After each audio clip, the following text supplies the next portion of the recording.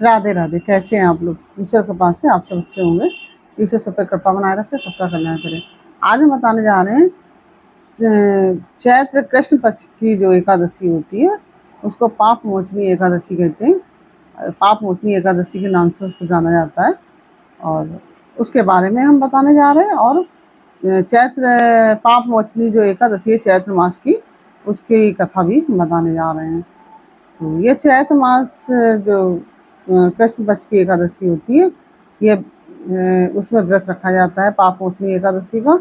और इस दिन भगवान विष्णु को भक्ति श्रद्धा पूर्वक अर्घ्य देकर उनको मतलब कि स्नान आदि करके षोडशोपचार से पूजन आदि किया जाता है। और व्रत प्रातःकाल स्नान आदि करके पहले संकल्प लें, फिर भगवान का षोडशोपचार से पूजन करें और फिर इसके पश्चात आप व्रत रखना चाहिए। और व्रत में अन्न नहीं खाया जाता है, अन्न का निषेध होता है एकादशी के व्रत में। और चावल भी नहीं खाया जाता है, ना ही भगवान को चढ़ाया जाता चावल और ना ही खाया जाता है। ये हमने पहले भी आपको हर वीडियो में हम आपको बताते आ रहे हैं। और एकादशी व्रत में रात्रि के जागरण का विशेष महत्व है। पूरी रात ना जाग सके तो कम से कम आधी रात तो जागना ही चाहिए, उससे सैकड़ों गुना फल प्राप्त होता है।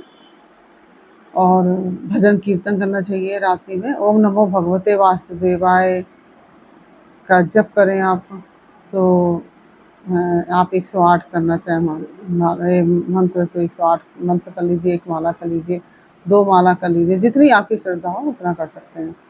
और भगवान श्री हरि लक्ष्मी नारायण भगवान का व्रत रखा जाता है। और इस व्रत की कथा इस प्रकार से है। पाप मोचनी एकादशी की व्रत की कथा यह है कि प्राचीन काल में चित्ररथ नामक एक रमणीय वन था, जिसका नाम था चित्ररथ। और इसी वन में देवराज इंद्र गंधर्व कन्याओं तथा देवताओं सहित विहार किया करते थे। उसी वन में एक मेधावी मुनि तपस्या करते थे और भगवान शंकर के भक्त थे। शंकर जी के सेवकों से कामदेव की जन्म से ही शत्रुता थी।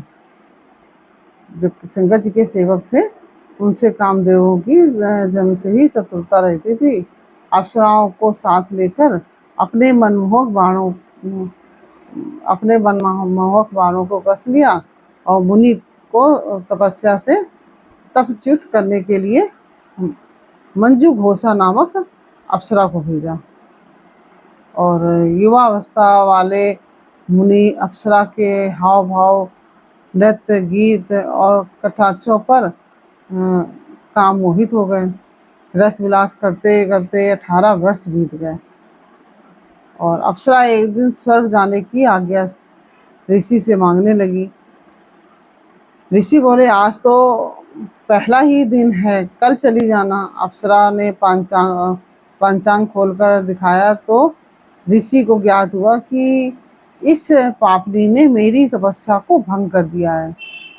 ऋषि को उसके संग काम वासना करने में उनको पता ही नहीं चला कि उनके 18 वर्ष बीत गए हैं। तो जब उन्होंने पत्रा खोल कर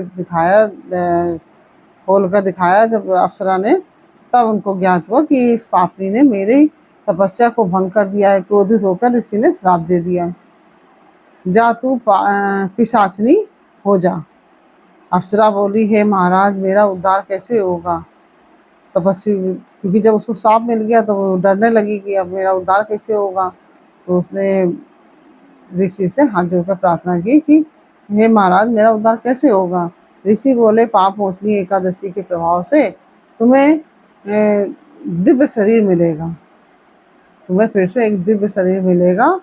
और ऐसा कहकर ऋषि अपने पिता च्वन ऋषि के पास जाकर रहने लगे, चले गए वहाँ पे। अपने पाप कर्म से उद्धार होने का उपाय पूछा। पिता ने भी पाप मोचनी एकादशी व्रत करने को कहा। अतः मुनि तथा अप्सरा दोनों इस व्रत के प्रभाव से पापों से छूट गए। और इस प्रकार से यह कथा इस प्रकार से है।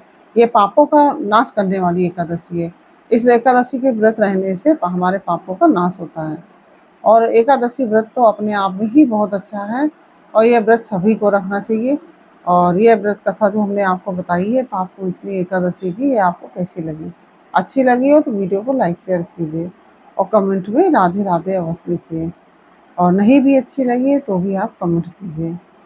और कमेंट में हमें यह भी बताइए कि आप किस शहर से हमारे जो ये वीडियो है इस तरह से देख रहे हैं, किस जगह से देख रहे हैं। और यदि आपने हमारे चैनल को सब्सक्राइब नहीं किया तो हमारे चैनल को सब्सक्राइब कर लीजिए और बेल आइकन बटन अवश्य दबा दीजिए, जिससे कि हमारे आने वाले वीडियोस आपको प्राप्त हो सकें। फिर मिलते हैं आपसे एक नई कहानी, एक नई जानकारी के साथ। तब तक के लिए राधे राधे।